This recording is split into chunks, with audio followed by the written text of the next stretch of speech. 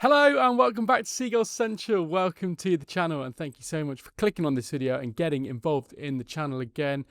As always, thank you so much if you've subscribed to this channel. If you haven't already, please hit that subscribe button, leave a like on the video and get in the comments. It really helps me more than you know. I feel like I say that all the time, but it really does mean a lot. And thank you to everyone who subscribed recently. I feel like we've had a bit of a spike, a bit of a riding of momentum of a few good videos. And so if you're new here and you've not seen many videos before, thank you so much for clicking on this video, getting involved. And if you've been here for a while, of course, you're always welcome. It really means a lot to have you on this video. Today, we're going to be getting into what Brighton might look like next season with some of the new signings that we've already brought in, some of the new signings that are rumoured to be coming in, and kind of how the squad's going to be looking going into next season. And I chiefly really want to talk about kind of four main players that Brighton have brought in.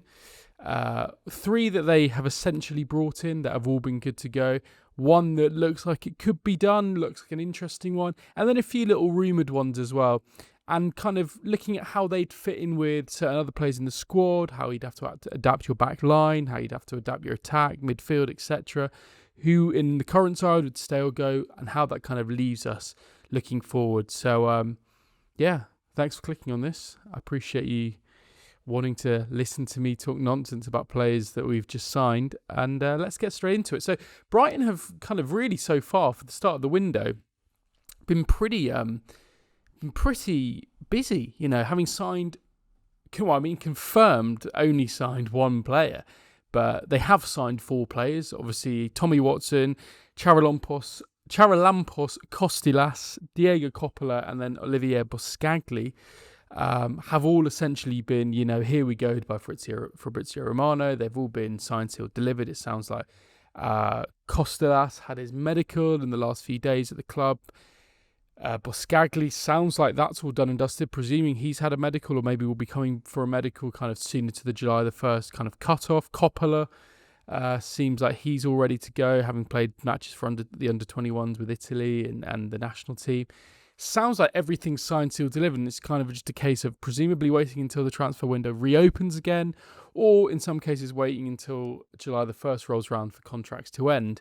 But Brighton have been working quite nicely, bringing in, you know, two defenders, two attackers, and then potentially another attacker looking like they might be on their way from Marseille, on loan at Marseille. So we'll get into it. Let's start with Charalampos Kostoulas. A really big signing when you think about it. You know, an 18-year-old born in 2007, which if we think about that too long sounds a bit weird.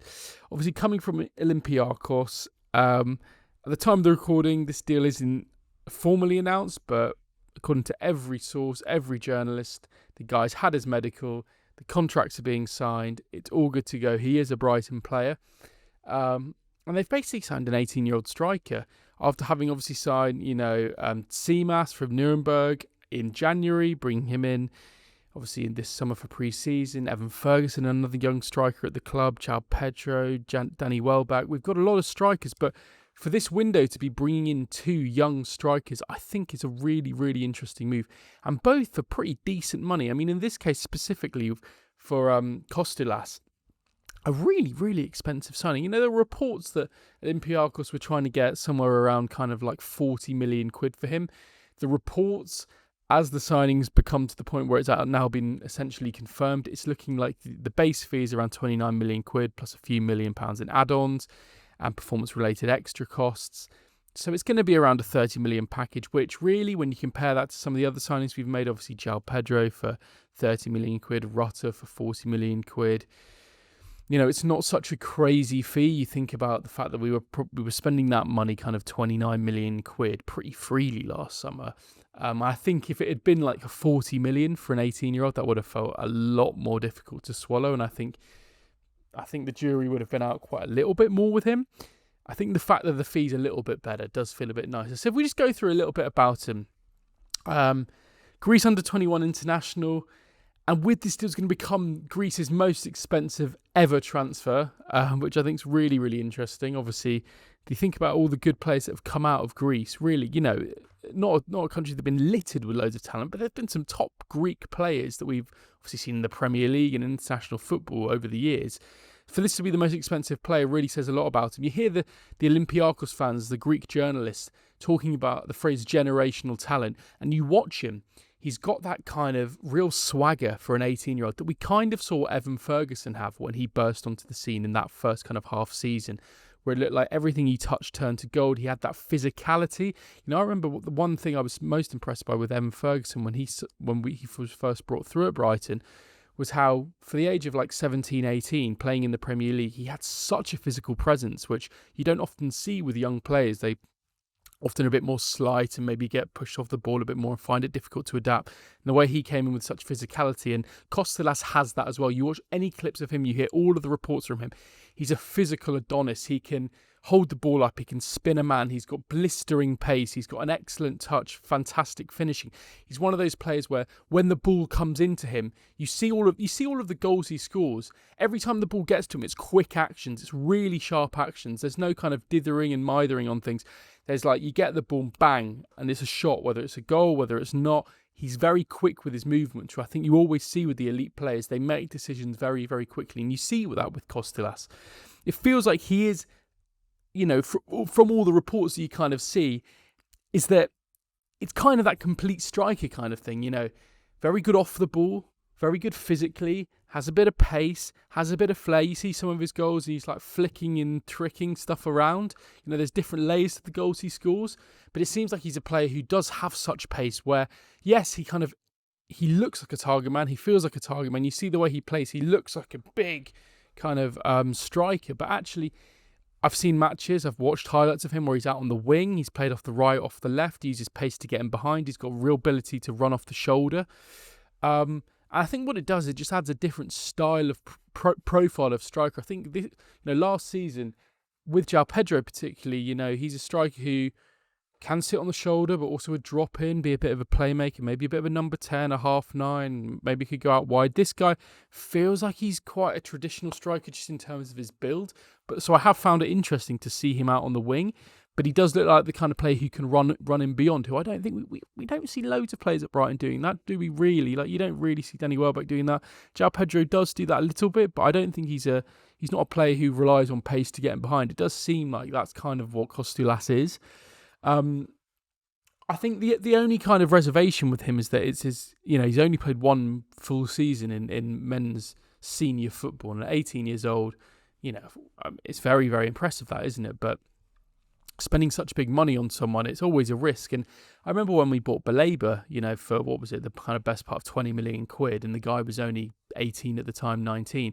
He'd only played one season, maybe was it even like half a season in France, and you just kind of think to yourself, oh my God, like, we're taking a real risk here, like to take someone who we've just seen 15 games of him, and then just going to assume he's going to be able to do that in the Premier League. And obviously with Baleba, that's worked a treat. And if this works again and it's a striker, you could be into some real serious territory in terms of quality of strikers. And forgetting the, I think it's going to be really interesting next season as well. The fact that we've also got Stefos, Tsimas as well, coming in from Nuremberg. Another young striker, 18, 19 years old, lit up the league in Germany, did so well last season. We're going to have two really young players coming in for big money. They ain't going out on loan or anything, fighting for that number 9 position. Danny Welbeck there, still ending the season really strongly. João Pedro, perhaps he is on his way out now. Evan Ferguson, where does that leave him?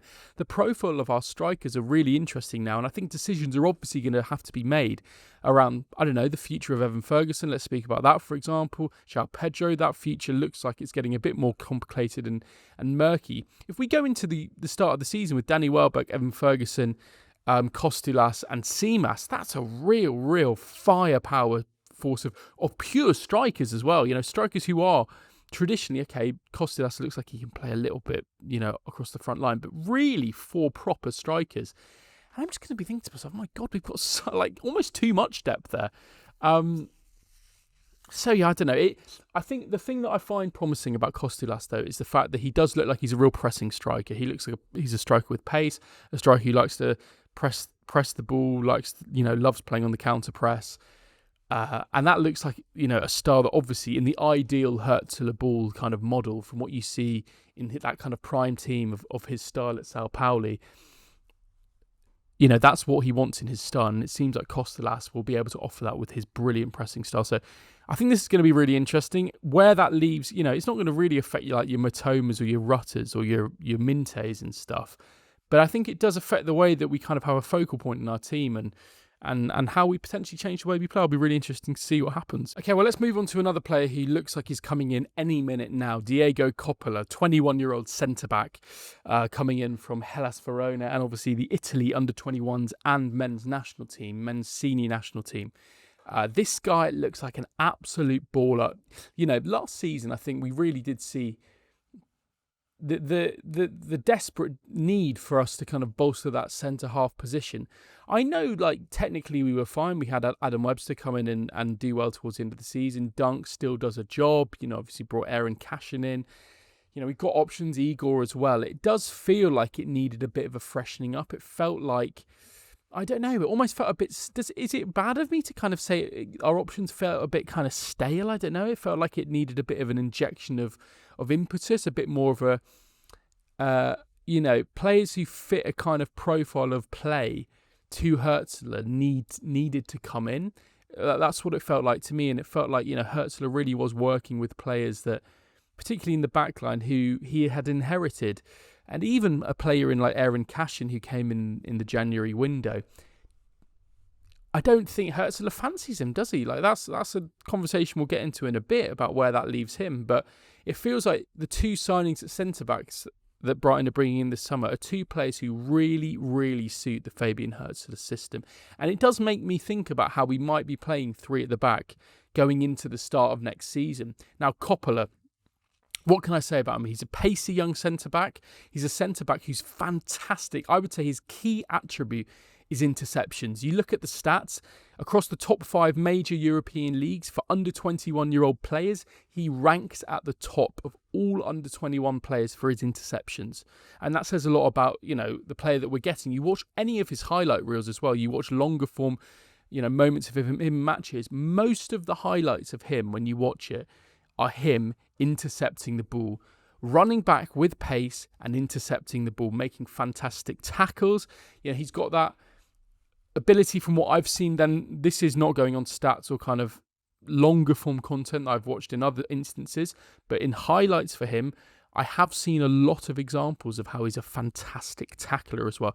And not just a competent tackler, but a tackler who's really clean with his tackles as well. Not that necessarily matters. A tackle is a tackle, but I feel like often when he tackles, it looks really satisfying. If you go and watch him on any kind of videos of him, every interception and tackle he does is very, very clean. Another thing I like about him is he always feels like he's kind of well positioned. It never feels like he's having to break a leg too much to get out somewhere. It always feels like he's reading the game quite well. And I was reading a report, I can't remember, it was a European football expert talking about how his kind of visual awareness on the pitch is really mature for a player who's only 21 years old. And it kind of gives that kind of reading of the game that you kind of see from, on our level, like a Lewis Dunk, but you see it, across world football, like John Terry, those players who can really read the game so well.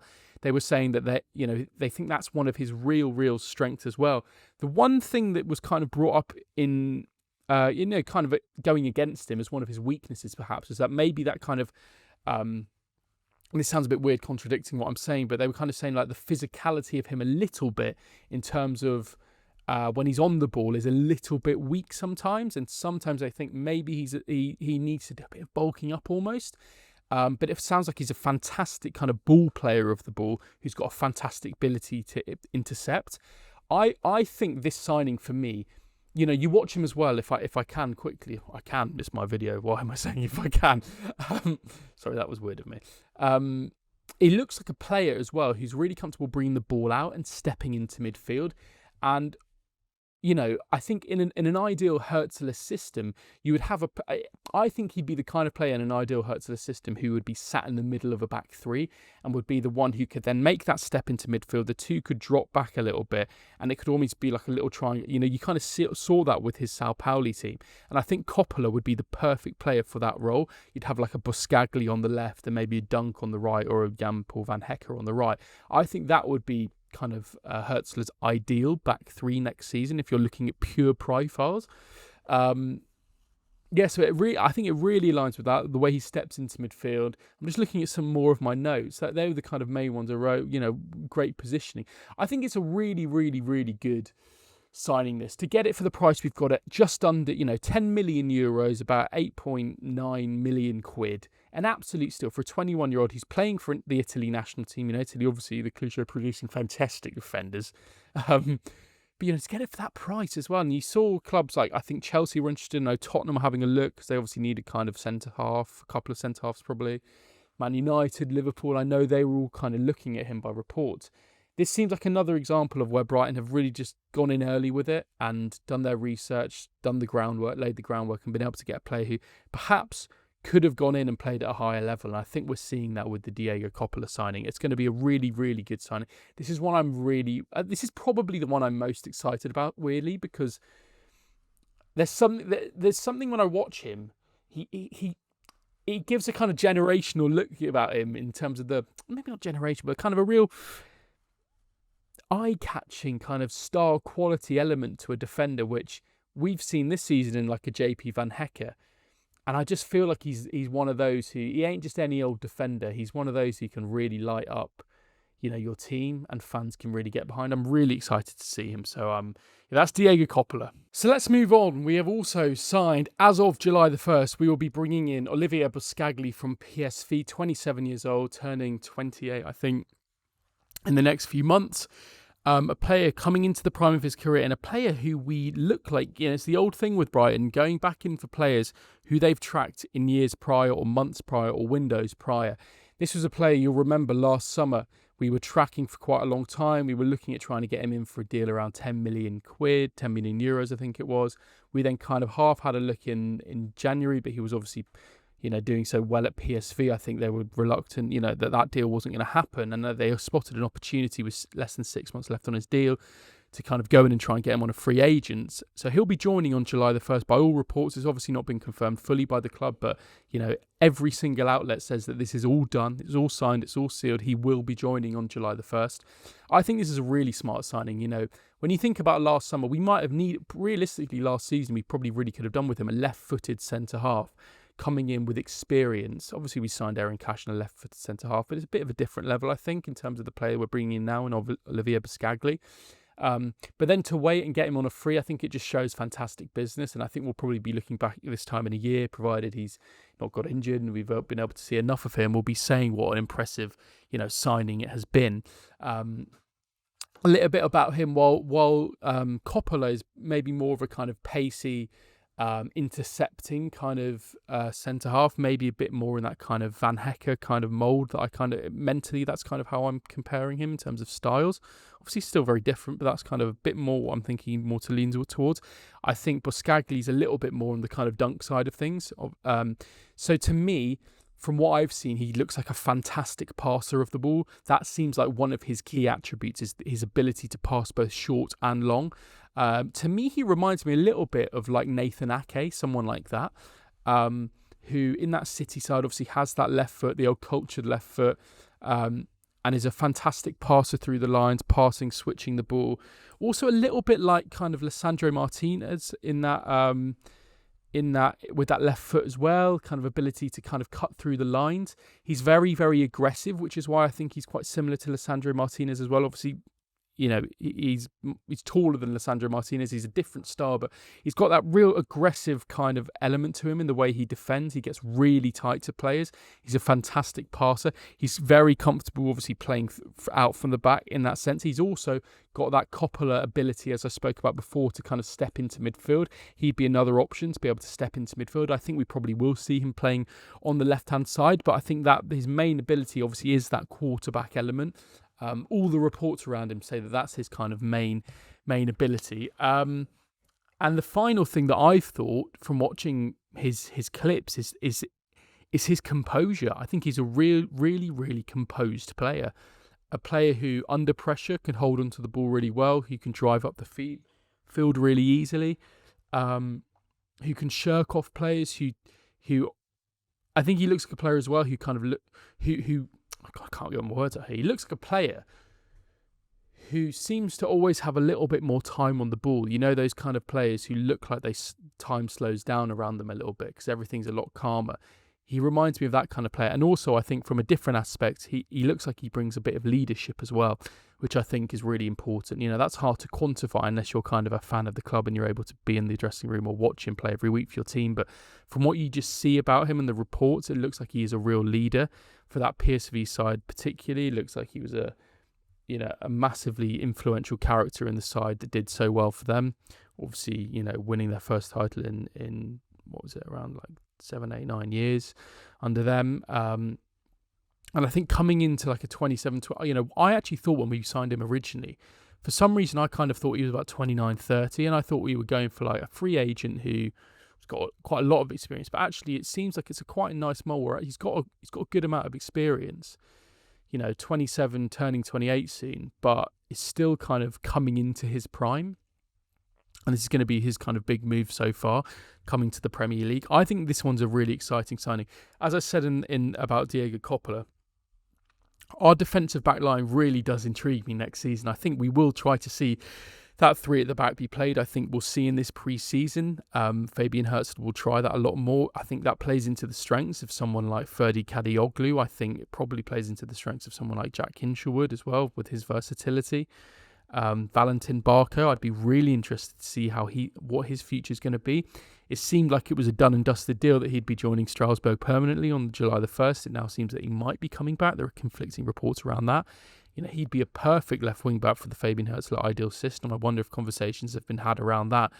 I think our backline really, really intrigues me. And I think if you can keep someone like Mitoma as well to play as like an inside left player in that team, I think it would be so, so exciting next season. So yeah, Olivier Boscagli looks like a brilliant player, and for the price free that we've brought him in, the leadership qualities, the ball playing abilities with the passing, it looks like an absolutely brilliant signing. And then let's move on to another player that Brighton have signed. It's confirmed. We've seen him in the kit. Tommy Watson joining Brighton on July the 1st when, you know, the kind of new season officially moves into kind of 2025-26. He'll be joining, 19 years old, just turned 19. We signed him. Obviously, we announced it in like March, April time when he was 18. We brought him down. It looks like, you know, all the reports were that he actually came down from Sunderland in January to try and kind of get a deadline day move across the line. We couldn't get the deal done in time, but it was a deal that we were able to wrap up pretty quickly with view to him joining in the summer. You know, it turns out probably for his perspective, that was probably quite a good move for him. In that, yes and no. Obviously, we saw him score that winner in the playoff final. He wouldn't have had that moment if he'd come to Brighton in January. So in that way, it was good. But it does also seem like he did struggle in the second half of the season, because I think the manager decided to kind of rely on him less because they knew they weren't going to have him, you know, next season. I think that's fair enough. It seemed like he was used on the bench a little bit more than he was in the first half of the season. It seemed like the fans, maybe he received a little bit of stick by all accounts. And I think that might have been a bit of a struggle as well. So I think he had a bit more of a challenging second half of the season than he did the first. But for us to go back in, again, it's another example of us going back in, getting it over the line. To me, what kind of player is he? Well, we obviously saw in the playoff final, but from watching him again all of last season, I tried to watch as many Sunderland games as I could last season to try and see what he is about. He looks like a player who's a fantastic dribbler, a fantastic 1v1 dribbler, a ball carrier, a player who, similar to Mitoma, can get the ball up the pitch really nicely, so confidently can move the ball through the lines, can gain territory for the team. A player who is very direct, is very confident standing up players 1v1, you know, can be very direct with it. One thing I will say about him is I do think one of the things he can improve on is probably his crossing ability. I think his crosses have, you know, there are some, you know, you'll see in some of the highlights, some of his crossing is excellent, but I think it's quite inconsistent. I think he's one of those players who you can see has that talent, has maybe, I use that phrase again, generational ability to dribble like you see with like Mitoma. But maybe kind of the thing that he needs to improve is that kind of end product a little bit. And obviously you'd get that with an 18, 19-year-old player. But it seems like that's going to be something that Fabian Hürzeler is really going to have to kind of coach into him. I think he'll, you know, the way that he would align in this Fabian Hürzeler side, I think would be around his ability to press. He looks like he's a fantastic pressing player. And I think that's a theme with all of the players that Brighton are signing. He looks like a player who loves the press, who loves chasing the ball down and is then able to gain territory as soon as we win the ball back really easily and get him behind. And you can kind of imagine it now with him, Kostoulas as well, those similar players who love the press, can run in beyond, get into space, make space. I think it would be really interesting. One thing about him, he did struggle with injuries as well last season, I know. And, at 18, 19 years old as well, I don't know, maybe there are some fitness concerns around him. I think he suffered a knee injury and an ankle injury in last season. 18 years old, that is a bit concerning. So whether that could be something that kind of carries on into next season, kind of going forward. But he's a really powerful runner, and I think that's what's going to be exciting about him. He's really powerful when he runs with the ball. He can get at players. He's direct. He has pace and power for a kind of slight guy. And I think it's a really exciting signing. It gives us different options off the wing. I think on that left-hand side where Mitoma was, we've been crying out for a player similar to him who can play off the left. Obviously, we've got many options off the right. Rutter, Minteh, March, etc. Gruder have all played there. Adingra. Adingra clearly is a left winger, but it seems like maybe Hürzeler's not so keen on him as maybe De Zerbi was in 23-24. So it seems like he's going to be a player to, hopefully when we keep Mitoma, to kind of, support Mitoma and giving us another option off the left wing. It seems like that is his strongest position, and it's a similar mould in that player who can take players on. So I'm really excited to see him. He seems like he's a player who's got a good attitude. Obviously his family coming down with him to Brighton from Sunderland. Always a good sign with young players. Seems like he's, got his feet on the ground, his head level, and I'm really excited to see him too. And finally, let's move on to a player who's not signed for Brighton. There have been no reports around him necessarily, definitely coming, but a player who's been heavily linked, and clearly the club have got their eye on, Azzedine Ounahi. Let me just make sure I've got their Azzedine Ounahi. Azzedine Ounahi, 25 years old, from Panathinaikos, on loan at Marseille last season, won Marseille's player of the season. This guy's really interesting. He's a very slight player. Plays for Morocco. He's played 40 games for the Moroccan national side. Did really well at the 22 World Cup. You might remember he was a player who stood out there. But quite a slight player. Quite a small frame. Quite almost a bit gangly in the way he looks. But you can tell immediately from when he gets the ball. He's one of those players who can receive the ball in really tight spaces. Has really nice feet. He's a maybe reminds me a little bit of a kind of like right-footed, maybe Mahrez, but he's more of a player. Maybe that's not the best comparison. A player who can kind of play in the 10 as opposed to out wide, who can take the ball in really tight half spaces and do little flicks and tricks and move the ball about. An excellent passer, a really, really high passing accuracy last season for Marseille. 85% of his passes that he made last season all came off. 85% really high. He averaged last season, let me get my stats here, 1.8 significant passes every game, which ranked really high up in the French league. So a player who, I think, to be honest, maybe this is a little bit of a Pascal Gross replacement in more of an attacking sense instead of that all-rounded sense. But a kind of created midfielder who's got really good ball distribution, he's got really good feet, he's got a technical quality to hold on to the ball, who can create chances. I think that's what we lost in Pascal Gross, as a player who not only made loads of assists, of course, we all know about that, but was a really, really, really strong chance maker, behind Kevin De Bruyne in his time. In Pascal Gross's time in the Premier League, only Kevin De Bruyne made more key passes and kind of created more chances than him. And I think we've lost that. Obviously, we lost that last season. I think this is a signing that's going to be the club trying to rectify that, buying a player who can basically make chances and sit in that number 10 position, sit in midfield and make chances for us. Obviously, we've got other players who can do that. We've got Rutter, we've got Matt O'Reilly, different players, different profiles. But yeah, like a good scoring rate as well. Scored 5 goals, 4 assists, contributed to a lot of kind of key passes, it looks like. The only thing that they have said around him, and you can just tell from his frame, is that he looks a little bit lightweight. And I think by all reports, he did struggle to adapt physically at Marseille. Obviously had spells of injuries as well. So yeah, I think it's going to be interesting to see whether we get this deal over the line. It looks like he's going to be coming in for a reasonably decent price, but it looks like Marseille want to keep him. Obviously, he was at Marseille on loan last season from Panathinaikos. So, who's going to win in that race? It'll be interesting. He looks like a player who I think we need a little bit more of that kind of objective creativity, someone who can come in and just like absolutely create chances for us. But I don't quite know how we'd maybe set up in a Hürzeler model. I can't really imagine that if we're playing in kind of, let's say, a 3-4-3 or something. I suppose maybe in like one of those kind of advanced midfielders playing off the striker, like a left attacking midfielder or a right attacking midfielder, I suppose. I can't imagine he'd be playing in like a box-to-box role. Maybe that, the conversations Matt O'Reilly's having with Hürzeler about how he wants to play in the 8. Maybe that would be a role for Matt O'Reilly in the 8 next season, with the 2 sitting a little bit deeper. But yeah, he looks like a player who can obviously, with his passing, do some really, really nice things. And in the press would be so useful, So it'll be interesting to see what happens with Ounahi. Obviously, there's going to be a lot of competition around him from Marseille as well. But at 25 years old and doing really good things, obviously, in the French league, under De Zerbi as well last season, I think he's a player who I want at the club. You can just tell, go onto YouTube, watch like 20 minutes of highlights of him. You can tell he's an absolute baller. He'd be like one of the best players in a 5-a-side team. He'd be unbelievable.